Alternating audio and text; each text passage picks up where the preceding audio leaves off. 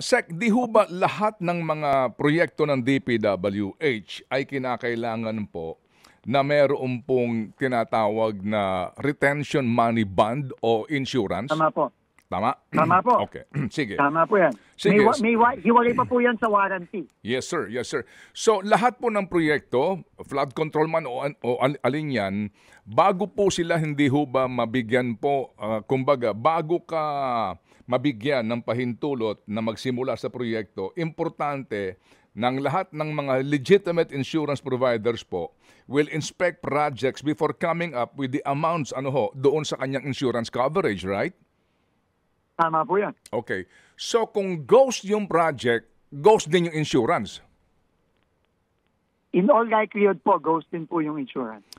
Okay. So ito po ang informasyon na tinanggap po namin na libo-libo itong proyekto eh. Opo, meron po may mga insurance companies, pati po nga DPWH nag-i-issue po ng certification na meron pong retention money bond, all right? And then, yung mga insurance companies po, kasi nga sa documentation, kailangan mo ng certification sa insurance company na nagbayad di ba? Na nagbayad nga ng retention money bond yung kontratista. Okay. So, di ho ba kapag po ghost project o kaya po defective, kaya mo dapat makumpiska yung bond noong kumpanya, di ba? Tama po. Okay. Tama po. Ito ho muna. Sa ngayon pa lang po, meron na ba kayong inimbestigahan na insurance company? Dapat ho kasi itong mga ghost na to, tsaka yung mga defective, live ba ang kanyang performance bond? Alam niyo po, ito nga po nakakalungkot, Sir Ted. No? Una, sa tanong mo, no? Meron na po kaming sinisimulan, lalo na ngayon, may bago na ho tayong Undersecretary for Legal, no, na papasok na rin ngayong araw. Kasama po yan sa mga gagawin po namin at makikipag-usap po kami sa Insurance Commission. Kasi napakarami po nito, Sir Ted, no? At napakarami pong potensyal na nahahabulin dito, no? Pero ito ang problema po, no, Sir Ted. Marami po sa mga nakikita namin, halimbawa po, yung nakita nating proyekto sa Davao Occidental, no? Na talagang na 2021 pa, 2022, no? Kitang-kita naman na ghost. Lahat po yon, pati retention po na ibayad na. At marami po dito na ibayad pati retention.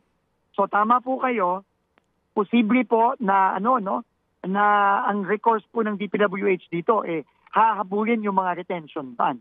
Pero aalamin po natin, lalo na yung mga matatagal ng panahon, yung mga nagde-date pa, previous administration, kung mahahabol pa ito at kung kailangan at kung may kaso pa pong pwedeng pang habol sa mga retention bond na ito.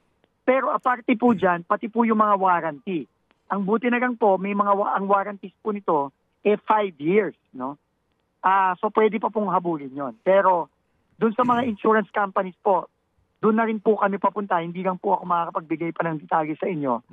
Dahil nakikipag-usap pa po kami sa Insurance Commission dito kung ano ang pwedeng gawin.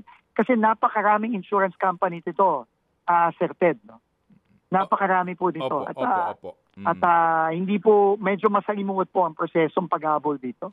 Mga kapatid, brothers and sisters, saan ka pa? Dito na tayo sa totoo. Dito na tayo sa True FM. Mga kapatid, mag-subscribe and follow po kayo sa social media accounts ng True Network PH. Yan po kami, hanapin nyo lang True Network PH, Facebook, Instagram, YouTube, TikTok, and podcast.